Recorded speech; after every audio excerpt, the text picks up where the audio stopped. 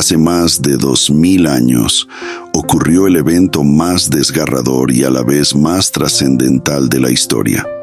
Un hombre sin pecado fue arrestado como un criminal. Lo golpearon sin misericordia, lo humillaron ante la multitud y finalmente lo condenaron a la muerte más cruel jamás concebida. No era un profeta más, no era un revolucionario, no era un hombre cualquiera. Era el Hijo de Dios, y en ese momento, colgado de una cruz, con su cuerpo destrozado y su rostro cubierto de sangre, hizo algo que nadie esperaba. Pidió perdón por sus verdugos, pero lo más impactante no fue su sufrimiento, ni siquiera su muerte. Lo que sucedió después sacudió los cimientos del mundo entero. Un grito final, un cielo oscurecido, un velo rasgado en dos, y el eco de un sacrificio que cambiaría el destino de la humanidad para siempre. Hoy exploraremos la muerte de Jesús, no como una tragedia, sino como el acto de amor más grande jamás realizado. La historia de la entrega de Jesús es el punto culminante de la fe cristiana. No se trata solo de un relato de sufrimiento, sino de amor y esperanza, de un propósito divino cumplido a través del acto más trascendental de la humanidad. Pero antes de llegar a la cruz, antes de que la historia cambiara para siempre, Jesús pasó por una serie de momentos cruciales que marcaron el inicio de su sacrificio. Esta historia no comienza en el Gólgota ni en el juicio ante el gobernador romano, sino en un huerto, en medio de la noche, donde un hombre, aun siendo divino, experimentó la más profunda angustia. En ese lugar, Jesús comenzó a sentir el peso de lo que estaba por venir. Jesús en Getsemaní, su agonía y oración antes del arresto. Después de compartir la última cena con sus discípulos, Jesús los llevó a un sitio apartado, al pie del Monte de los Olivos. Este lugar era Getsemaní, un huerto donde solía orar en busca de comunión con su Padre Celestial. Pero aquella noche era diferente. Jesús, quien siempre había mostrado fortaleza y serenidad ante sus seguidores, ahora estaba angustiado. En Mateo 26:38, se dirige a sus discípulos con una confesión impactante: «Mi alma está muy triste, hasta la muerte. Quedaos aquí y velad conmigo». Estas palabras revelan la profundidad de su dolor. Jesús estaba consciente de lo que estaba a punto de ocurrir. No se trataba solo de un sufrimiento físico, sino de algo mucho mayor. Él iba a cargar con una responsabilidad que ningún otro ser humano podría soportar. En ese momento, Jesús se apartó de sus discípulos, cayó de rodillas y oró con intensidad: «Padre mío, si es posible, pase de mí esta copa, pero no sea como yo quiero, sino como tú». Mateo 26:39. Aquí observamos un momento de profunda humanidad. Jesús, quien tenía la autoridad para detener todo en ese instante, elige someterse a la voluntad de su Padre. La copa de la que habla representa el camino que estaba a punto de recorrer. En su angustia, su cuerpo reaccionó de una manera extraordinaria. Lucas 22:44 describe este momento con un detalle impresionante. «Y estando en agonía, oraba más intensamente, y era su sudor como grandes gotas de sangre que caían hasta la tierra». Este fenómeno, conocido como hematidrosis, ocurre en situaciones de angustia extrema. Es un reflejo físico del impacto emocional y espiritual que Jesús estaba experimentando. Pero cuando regresó a donde estaban sus discípulos, los encontró dormidos. 3 veces los despertó y les pidió que oraran con él, pero ellos no comprendían la magnitud de la situación.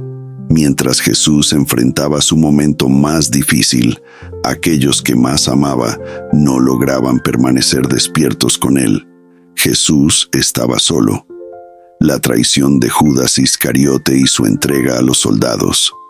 En medio de la noche, el sonido de pasos rompiendo la quietud anunció la llegada de un grupo de hombres armados. con antorchas en mano y rostros severos, se acercaban guiados por un rostro familiar: Judas Iscariote. Judas había sido uno de los 12, un hombre que había caminado con Jesús, que había escuchado sus enseñanzas y visto sus milagros. Sin embargo, en ese momento se convirtió en la pieza clave de su entrega. Se acercó a Jesús y con un gesto que en otro contexto significaría afecto, lo identificó ante los guardias. Jesús lo miró y le dijo: Judas, ¿con un beso entregas al Hijo del Hombre? Lucas 22:48. Este acto simbolizaba la culminación de la traición. Los soldados se abalanzaron sobre Jesús y lo sujetaron. Pedro, en un acto impulsivo, sacó una espada y atacó a uno de los hombres, hiriéndolo. Pero Jesús, incluso en ese momento, respondió con misericordia. Tocó la herida y la sanó, demostrando que su camino no sería el de la confrontación, sino el del amor y la entrega. Con su maestro prisionero, los discípulos huyeron. El grupo que había prometido seguirlo hasta el final, ahora lo dejaba solo. El juicio ante el Sanedrín y las falsas acusaciones. Jesús fue llevado ante los principales líderes religiosos. Caifás, el sumo sacerdote, presidía un juicio que ya tenía un veredicto decidido. Allí se presentaron testigos falsos con el objetivo de encontrar una acusación en su contra, pero sus testimonios no coincidían. Finalmente, el sumo sacerdote le preguntó directamente: «Te conjuro por el Dios viviente, que nos digas si eres el Cristo, el Hijo de Dios». Mateo 26:63.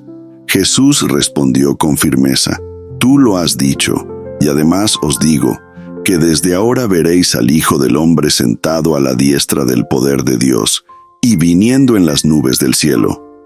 Mateo 26:64. En ese instante, Caifás rasgó sus vestiduras, declarando que Jesús había cometido una grave ofensa. La decisión fue rápida. Debía ser llevado ante el gobernador romano. Mientras tanto, en el patio exterior, Pedro estaba observando desde la distancia. Horas antes había declarado que nunca abandonaría a Jesús, pero cuando una sirvienta lo reconoció y dijo: «Tú también estabas con Jesús el Galileo». La negación de Pedro y el sufrimiento emocional de Jesús, 2 veces más lo acusaron y 2 veces más lo negó. Y entonces un gallo cantó.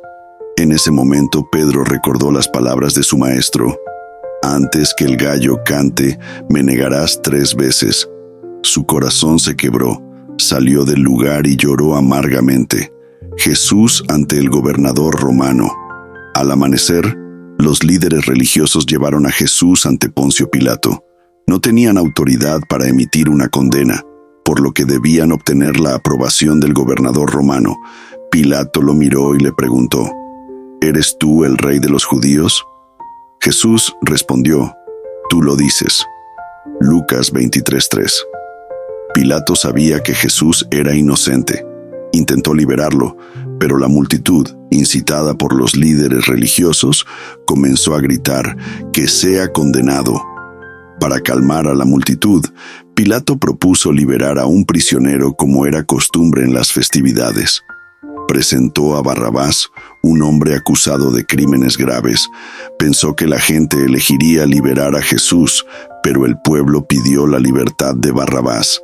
Finalmente, Pilato se lavó las manos y dijo: «Inocente soy yo de la sangre de este justo, allá a vosotros». Mateo 27:24. Así Jesús fue sentenciado a un camino que lo llevaría al momento más importante de la historia. La sentencia ya estaba dictada. Jesús había sido condenado a morir de la forma más dolorosa y humillante conocida en su tiempo. La multitud, incitada por los líderes religiosos, había pedido su condena, prefiriendo liberar a un criminal en su lugar. El hombre que sanó enfermos, levantó a los muertos y perdonó pecadores, ahora era tratado como el peor de los criminales. Pero cada paso que daba, cada momento de dolor que soportaba, tenía un propósito más grande que el sufrimiento mismo.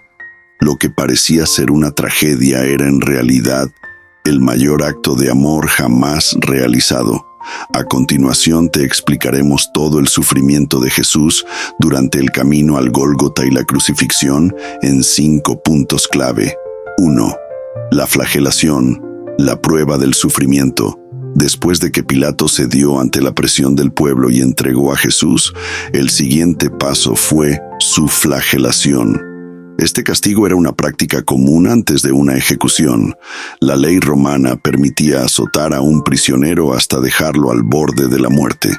Se utilizaba un látigo llamado flagrum, que tenía varias correas de cuero con fragmentos de hueso y metal incrustados en las puntas. Cada golpe no solo lastimaba la piel, sino que desgarraba los tejidos, causando un dolor insoportable. Jesús fue despojado de su vestidura y atado a una columna, mientras los soldados romanos, entrenados en causar dolor, comenzaron la flagelación. Cada golpe resonaba en el aire y, con cada impacto, su cuerpo se debilitaba. Isaías 53:5 profetizó siglos antes este momento con estas palabras: «Mas él herido fue por nuestras rebeliones, molido por nuestros pecados. El castigo de nuestra paz fue sobre él, y por su llaga fuimos nosotros curados». Lo que parecía una brutalidad sin sentido, en realidad era un acto de redención. Cada herida tenía un propósito, cada gota de sangre significaba salvación. Después de la flagelación, los soldados decidieron burlarse de él. Lo vistieron con un manto de color púrpura, símbolo de la realeza, y trenzaron una corona de espinas, colocándola en su cabeza con crueldad. «Salve, Rey de los judíos», le decían con sarcasmo mientras se inclinaban en una burla de adoración. Mateo 27:29. Jesús no dijo una palabra, no se defendió, no protestó, no pidió compasión. El Hijo de Dios, aquel que tenía el poder para detener todo con solo una palabra, eligió el silencio y la entrega. Segundo camino al Gólgota, la carga de la cruz. Después de la flagelación, Jesús fue obligado a cargar su propia cruz. El trayecto desde la fortaleza de Pilato hasta el lugar de la ejecución era un camino conocido como la Vía Dolorosa. Era una ruta angosta y empedrada, llena de espectadores que miraban con desprecio, curiosidad o indiferencia. Jesús, debilitado por la pérdida de sangre y el dolor, tropezaba y caía bajo el peso del madero. En su estado, cada paso era una tortura. En un momento del camino, los soldados forzaron a un hombre llamado Simón de Cirene a cargar la cruz, y obligaron a uno que pasaba, Simón de Cirene, que venía del campo, padre de Alejandro y de Rufo, a que llevase la cruz. Marcos 15:21. Simón, un hombre común y corriente, fue puesto en una posición inesperada.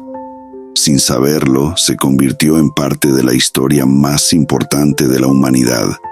Entre la multitud, había mujeres que lloraban al ver a Jesús en ese estado. Él, en su infinita compasión, se detuvo y las miró. «Hijas de Jerusalén, no lloréis por mí, sino llorad por vosotras mismas y por vuestros hijos».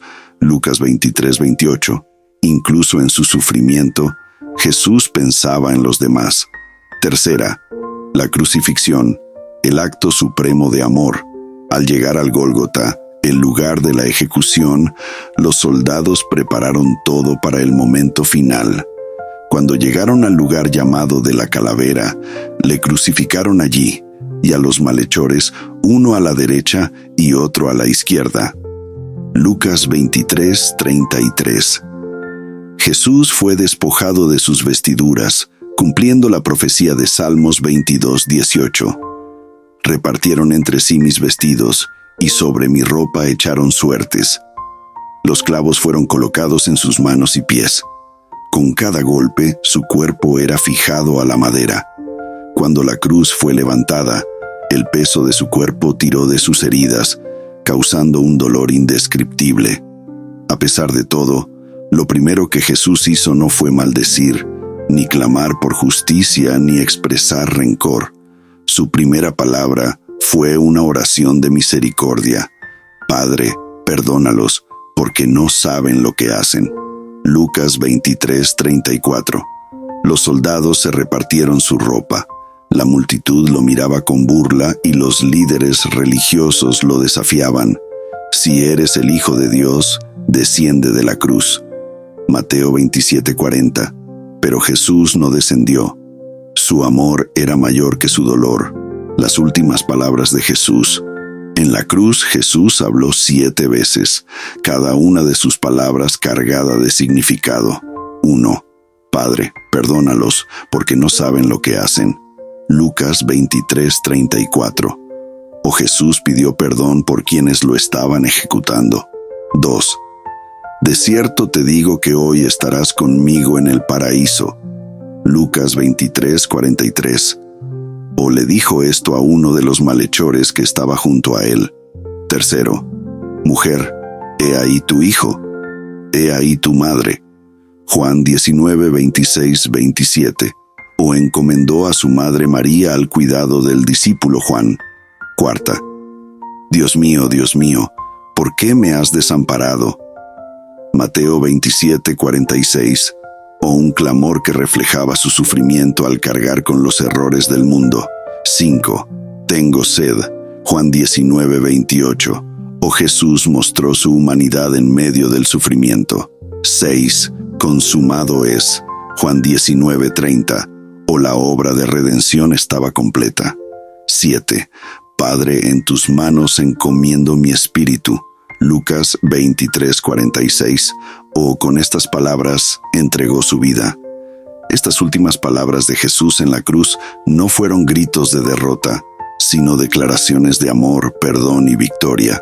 En su dolor pensó en los demás, en los soldados que lo castigaban, en su madre que lo miraba con lágrimas en los ojos, en el ladrón arrepentido a su lado, en la humanidad entera. Cada palabra pronunciada fue un testimonio del propósito divino, del sacrificio supremo hecho por amor. No fue una tragedia sin sentido, sino el cumplimiento de la promesa eterna de redención. Cuando Jesús dijo consumado es, no fue un susurro de resignación, sino el clamor de una misión cumplida. Con su entrega, rompió las cadenas del pecado y abrió el camino hacia la vida eterna. Y aunque la cruz marcó su última exhalación terrenal, no fue el final de la historia. El tercer día traería el acontecimiento más glorioso de todos, la resurrección que selló la esperanza de la humanidad para siempre.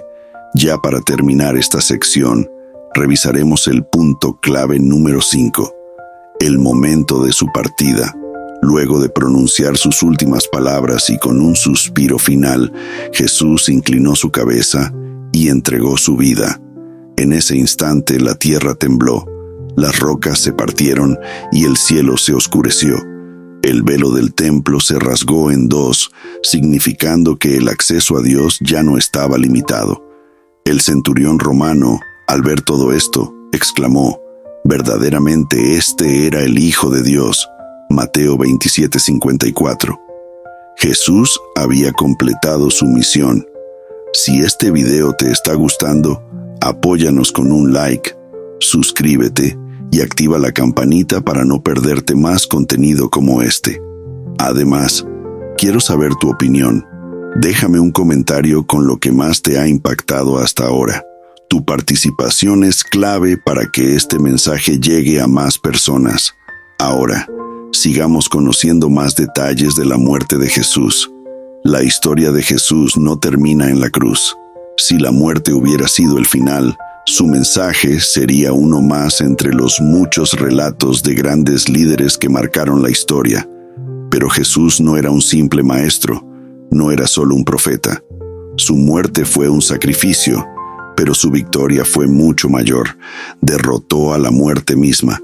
La resurrección de Jesús es el fundamento de la fe cristiana.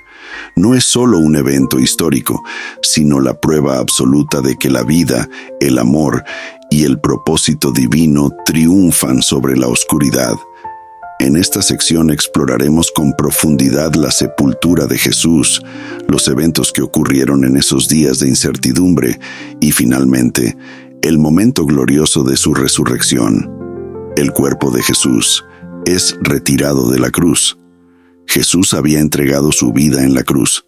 Su cuerpo sin vida colgaba y el cielo permanecía en penumbra. La multitud que antes gritaba ahora comenzaba a dispersarse, pero unos pocos permanecieron cerca, entre ellos José de Arimatea, un hombre influyente en el Sanedrín y seguidor secreto de Jesús.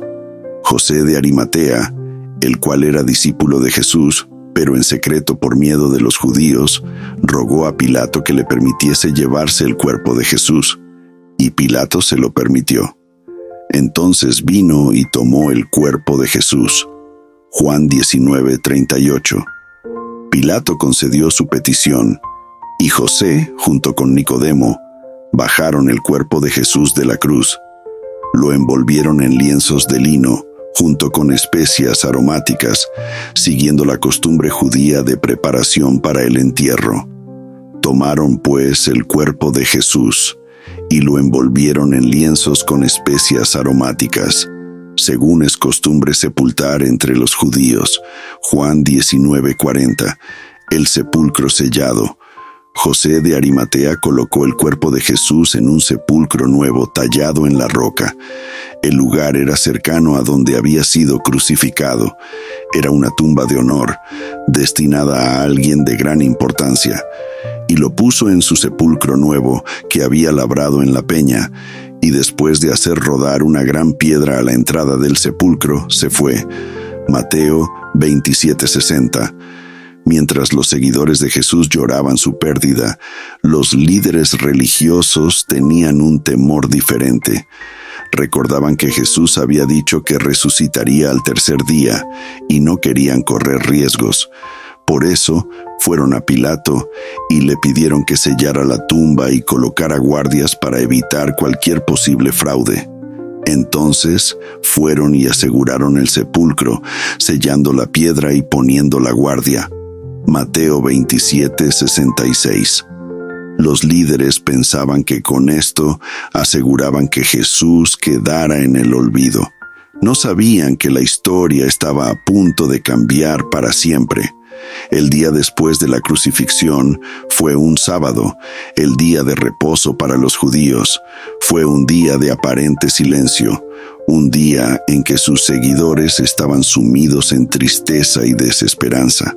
Las mujeres que habían seguido a Jesús, incluyendo a María Magdalena, María, la madre de Jacobo, y Salomé, esperaban ansiosas el final del día para poder ir a la tumba y completar los ritos funerarios que no habían podido hacer el viernes. Para los enemigos de Jesús, el sábado era un día de tranquilidad. Creían que su amenaza había sido eliminada. Sin embargo, algo inimaginable estaba por suceder. La mañana gloriosa, la resurrección de Jesús. El primer día de la semana, al amanecer, María Magdalena y otras mujeres fueron al sepulcro con las especias que habían preparado.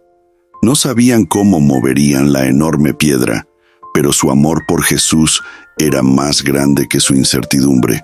Pero al llegar encontraron algo que las dejó sin aliento. Hallaron removida la piedra del sepulcro. Lucas 24:2. Y no solo eso, la tumba estaba vacía. El cuerpo de Jesús no estaba allí.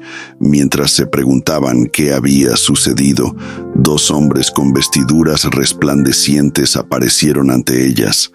Ellas cayeron rostro en tierra, llenas de temor. Pero los mensajeros divinos dijeron: ¿Por qué buscáis entre los muertos al que vive? No está aquí, sino que ha resucitado. Lucas 24:5-6. La noticia era increíble. Jesús había vencido a la muerte. Lo que había prometido, lo cumplió. La tumba vacía no era un signo de pérdida, sino la mayor prueba de su victoria.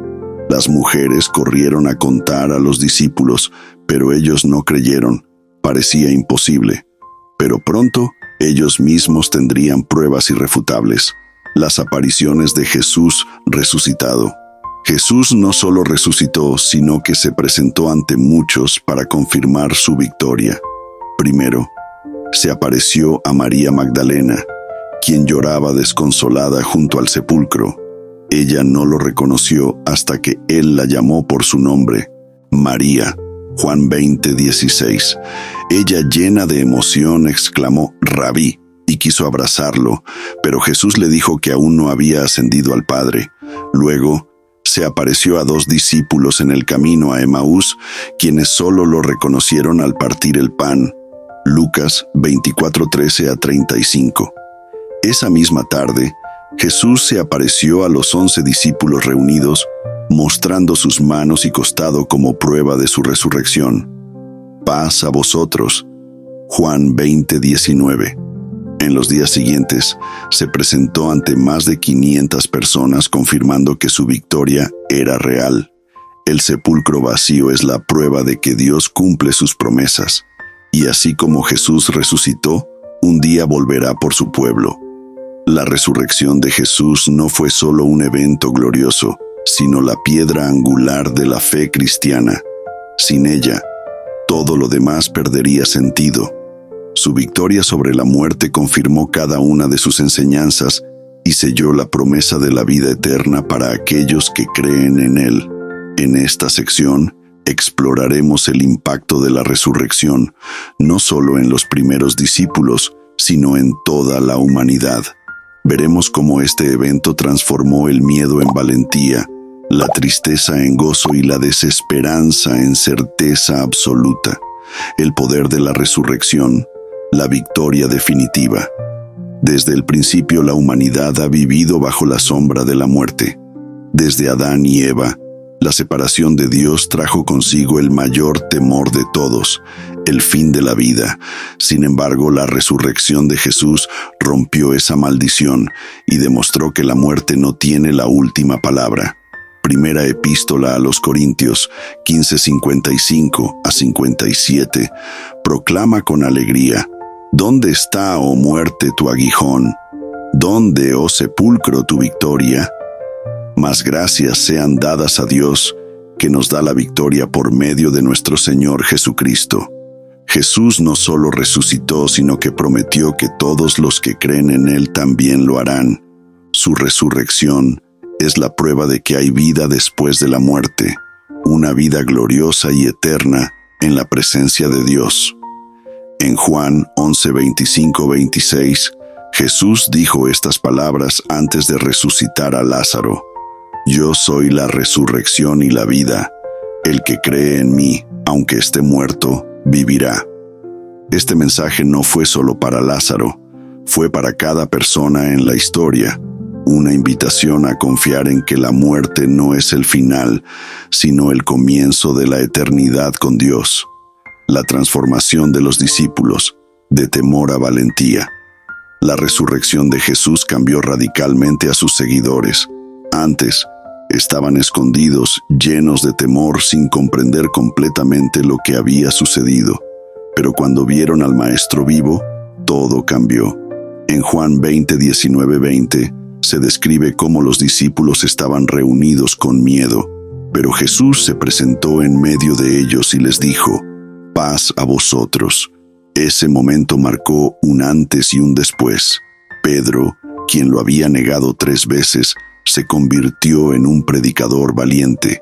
Tomás, quien dudó, cayó de rodillas y declaró: «Señor mío y Dios mío». Juan 20:28. La resurrección encendió en los discípulos una certeza tan fuerte que estaban dispuestos a dar sus vidas por proclamar la verdad.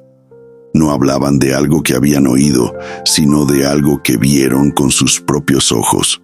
Si Jesús no hubiera resucitado, el cristianismo jamás habría nacido. Pero su resurrección fue tan poderosa que en pocos años la noticia se extendió por todo el mundo y hoy sigue transformando vidas. La Gran Comisión, el llamado a llevar el mensaje. Antes de ascender al cielo, Jesús dio una misión a sus seguidores: llevar las buenas nuevas a toda la humanidad. En Mateo 28, 18 a 20, Jesús les dijo: «Id y haced discípulos a todas las naciones, bautizándolos en el nombre del Padre y del Hijo y del Espíritu Santo». Este mandato no fue solo para los apóstoles, sino para todos los creyentes de todas las generaciones. Jesús no solo resucitó y dejó un mensaje de esperanza, sino que dio una tarea clara: compartir su amor con el mundo. Los discípulos, llenos del poder del Espíritu Santo, cumplieron este mandato con valentía. Lo que comenzó con un pequeño grupo de personas en Jerusalén se convirtió en un movimiento imparable que ha transformado millones de vidas en cada rincón del planeta. La promesa del regreso de Jesús. La resurrección no fue el final de la historia, fue el comienzo de una nueva era, una era en la que la humanidad espera con esperanza el cumplimiento de una última promesa: su regreso glorioso.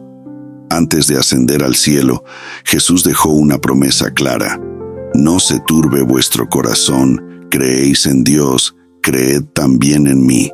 En la casa de mi Padre muchas moradas hay. Si así no fuera, yo os lo hubiera dicho.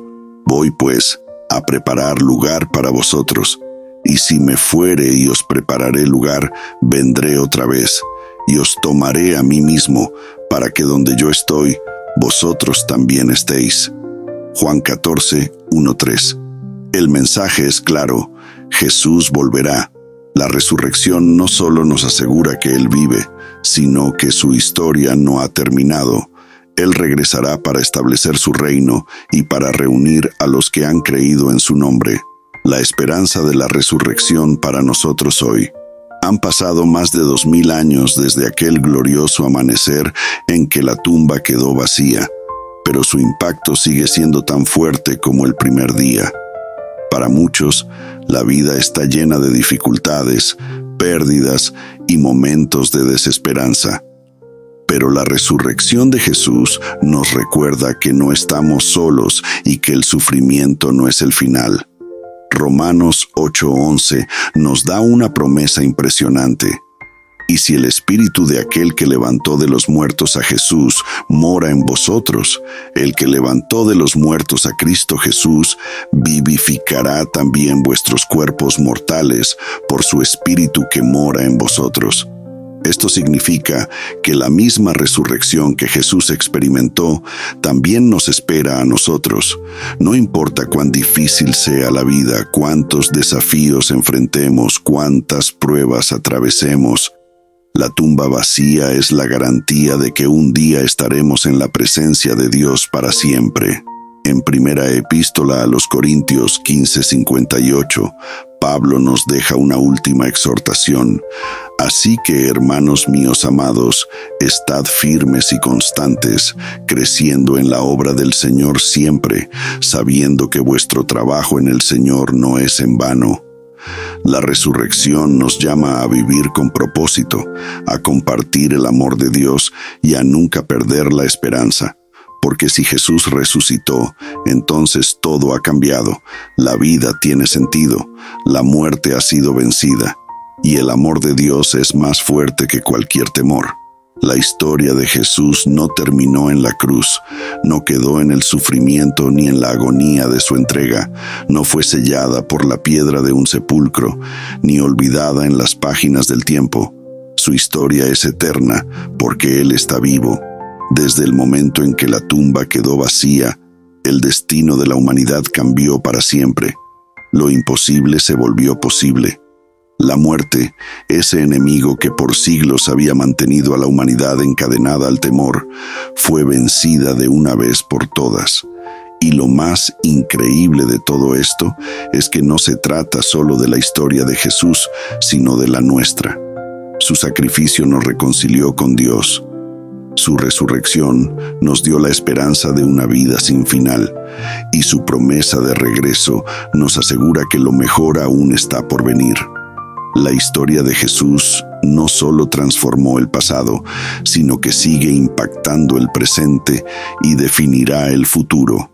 Cada enseñanza, Cada palabra y cada promesa nos invita a vivir con propósito, con esperanza y con la certeza de que lo mejor está por venir. Su mensaje sigue resonando en cada rincón del mundo, en cada corazón que decide abrirse a la verdad. Y es que al final, todo se reduce a una sola pregunta: ¿qué harás con esta historia? Déjame saber en los comentarios qué opinas de este tema. Me encantaría leerte. No olvides dejar tu like, suscribirte y activar la campanita para seguir explorando juntos estos misterios que han marcado la historia de la humanidad.